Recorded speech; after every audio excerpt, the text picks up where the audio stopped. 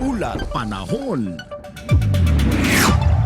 Naglabas ng babala ang Pag-asa hinggil sa inaasahang malalakas na pag-ulan dulot ng bagyong Krising at southwest monsoon. Ipinatupad na ang Tropical Cyclone Wind Signal number 1 sa ilang bahagi ng Hilagang Luzon bilang paghahanda sa paglapit ng bagyong Krising bago mag-weekend. Kabilang sa mga apektadong lugar ang timog silangang bahagi ng Cagayan, silangang bahagi ng Isabela, hilagang silangang bahagi ng Aurora at hilagang silangang bahagi ng Quirino. Pinapayuhan ng publiko at mga lokal na pamahalaan na mag-ingat at magsagawa ng kaukulang paghahanda laban sa posibleng pagbaha at pagguho ng lupa.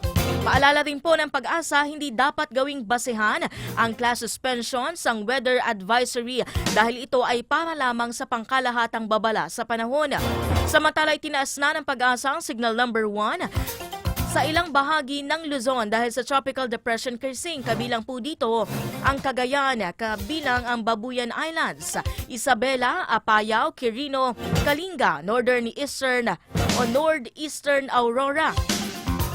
Kasama dyan ang Dilasag, Kasiguran, Dinalungan, Dipakulang. Eastern Mountain Province kasama ang Sadanga, Barlig, Paraceles at Natonina. Eastern Ifugao kasama ang Alfonso Lista, Aguinaldo, Mayoyawa, Banawe, Hingyon, Lagawe at Lamut.